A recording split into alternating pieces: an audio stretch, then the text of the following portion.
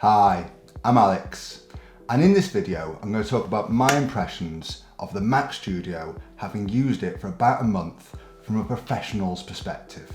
Now, when I say professional, I'm going to try and make this video different to almost all the other reviews of the Mac Studio that I've seen, because we're talking generally about creative professionals. In fact, I feel like I'm the only person out there that isn't a creative professional that's going to get benefit from the Mac Studio. But just in case that isn't the case, for someone who wears a shirt for their day job, the day job's in finance, although I have a YouTube channel, I don't consider myself a YouTuber. I don't even do my own editing, I outsource that, so I don't need a machine that's very intensive with all the different cores for my intensive creative workload. I just work on a computer all day long with spreadsheets, with emails, and I personally find that the Mac Studio is a really useful machine to help me and my workflow. So if that sounds like it might be of interest to you, I'm going to split this video into different sections that I'll put around me now and leave in the timestamps below, and just talk about this machine from a different perspective to a lot of the other videos that I've seen out there. Obviously I have a YouTube channel, but as I said in the introduction, I don't do very much of my own editing. But day to day, I have a lot of apps open. I've got email browsers open, lots of tabs in Chrome, using everything that Microsoft has to offer, from Word and Excel, Outlook, different work-specific applications. And what I don't do and don't like to do is constantly manage my tabs, close things that I might need later. And I tend to find that I have several tens of apps open at any one time. Now, from a practical perspective, what I find is that starts to slow down computers. Apps start to overload the RAM or the unified memory, and I do need a powerful machine just to not constantly chase round and making sure I'm checking my usage. Now, my personal setup is my previous computer for my home office, which is where I am now, was a Mac Mini. And as great as this is, it's limited to 16 gigabytes of unified memory. And I was just running into problems, running into stuttering. I do have a laptop that I use as essentially a computer at my office, but again, just making my life easier and my workflow easier, I found that unplugging that, moving that between offices, that's an older Intel laptop, it works well, but it just has its own stuttering and problems. So I tend to leave that there. The reason I'm able to leave that there is day to day, my laptop is now my iPad Pro with the Magic Keyboard.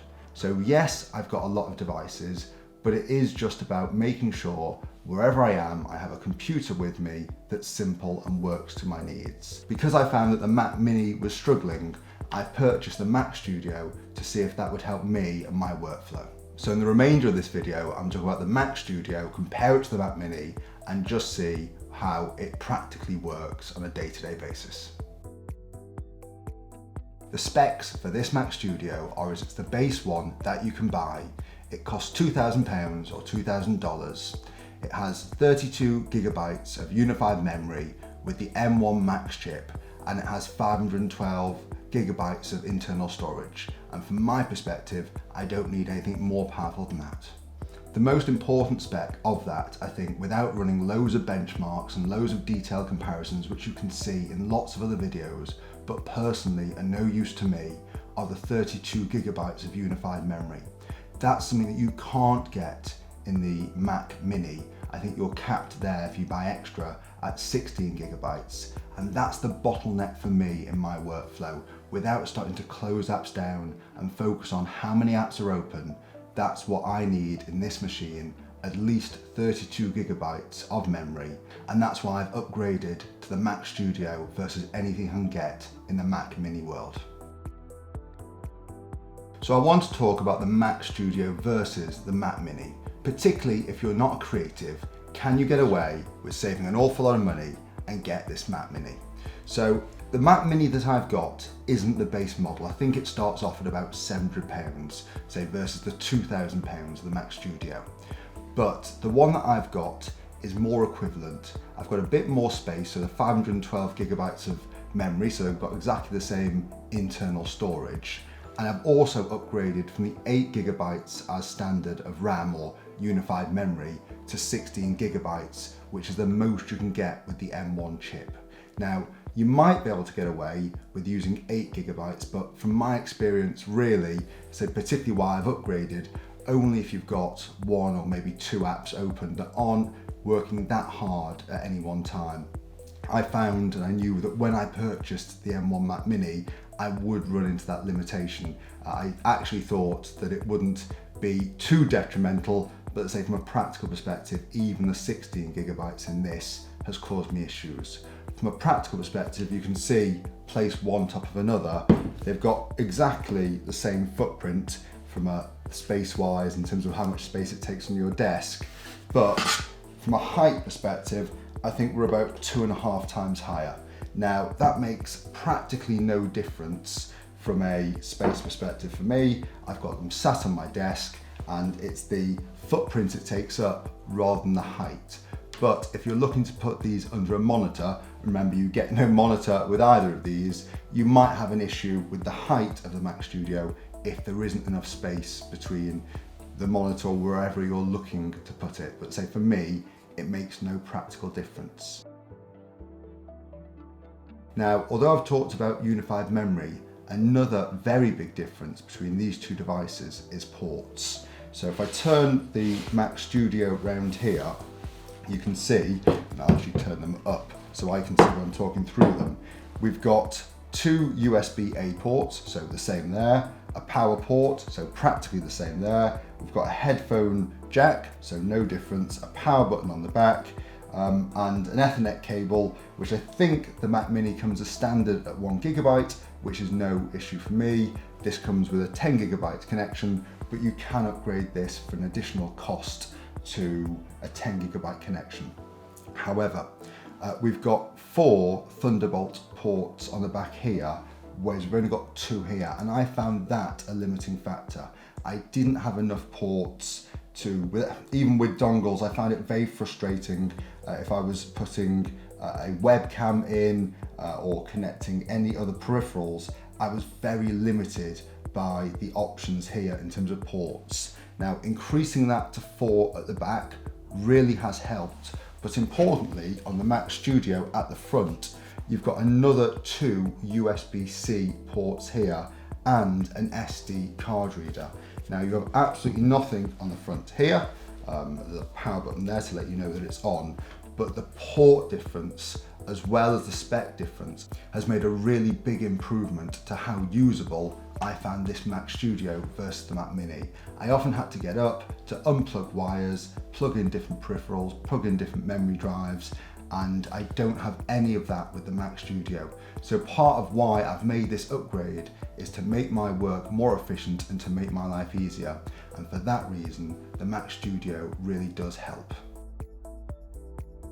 So if you're considering the Mac Studio, I think it's worth just talking about the speakers.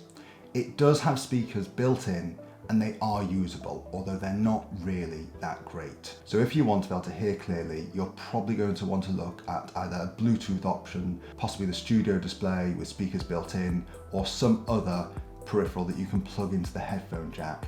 It's really going to enhance the experience of using this studio computer, but you can, in a pinch, use the speakers in this device. I felt it was really important to talk about the fan noise because I've looked at quite a few other reviews that say this device is silent, and in that sense this has been the biggest disappointment of the Mac Studio, which is down to expectations. The device, in my experience, isn't silent. It's extremely quiet, and I think if you were in a room with almost any noise, you wouldn't be able to hear it. Certainly, I've heard people talk about air conditioning, and if you've got air conditioning on, that would drown out the noise that this makes. But it does make a very quiet sound. Now, it's nothing that you don't get used to very quickly or that has any real impact, but if you're expecting this device to be absolutely silent in a quiet room like I work in, that's just one thing to be aware of. There is a very small sound that comes from it, which is fair enough because it does have fans built in, and I think having thought it through, that's to be expected. So it's an extremely quiet device. I'm almost going to say almost silent, but your expectations shouldn't be for complete silence, because it's not. So I just want to talk about the size of this device. It's absolutely tiny. Now I hate it when YouTubers just put things up on screen, the size up on screen, because very often that doesn't mean anything to me. So from a practical perspective, I'm going to try and give you a demonstration of how big it is. These are some Sony headphones over ears, and if I put these on top of the Mac Studio there, you can see from a practical perspective they take up about as much space as some over-ear headphones. Now as well, if I just have a look here at the ear cups versus it from the bottom, I mean, again, it isn't that much taller than the Mac Studio from the earphones. So hopefully that gives you some sort of context of how small it is.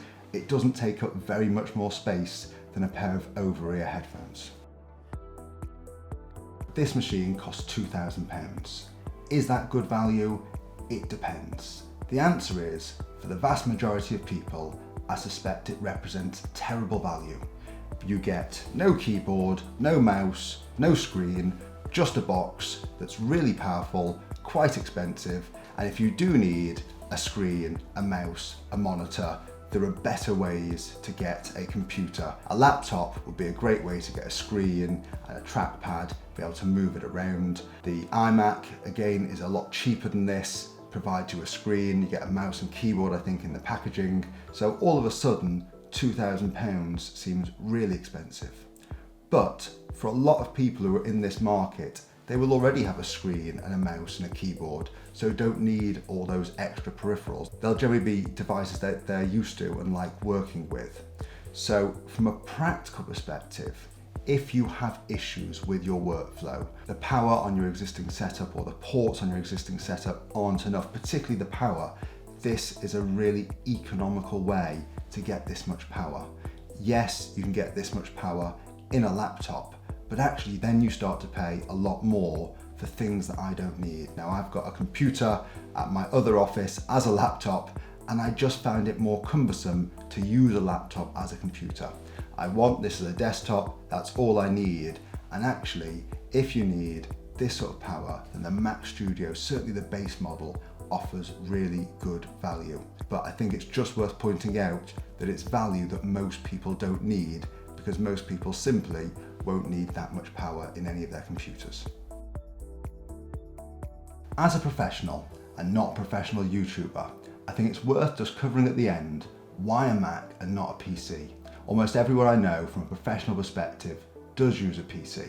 I'm going to tell you a little bit of my history, how I've come to use a Mac, and why I'm not looking to switch over to a PC at any point soon. Over a decade ago, I was using a PC like everyone else I know, and it kept on crashing. I kept on having issues with it. I think it was Windows 7 at the time.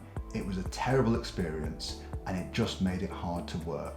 Steve Jobs got up on his keynote and said, "Macs just work."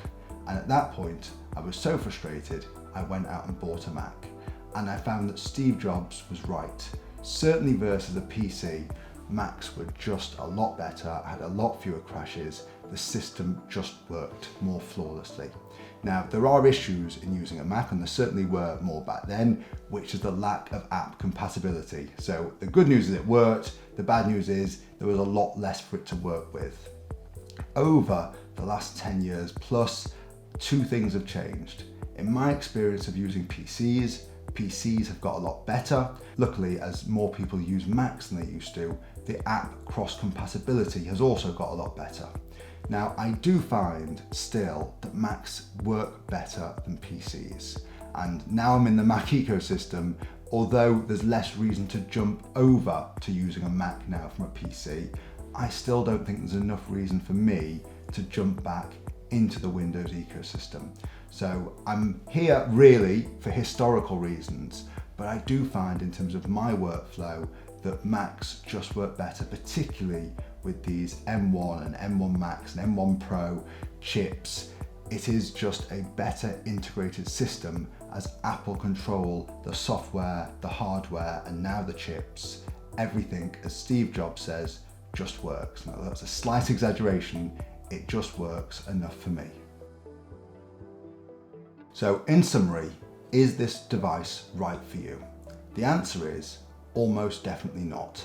It's a really expensive one-box system, and in all the videos I've seen with the creatives talking about this, even they say this is not for most people, it's just for the right creative with the right workflow.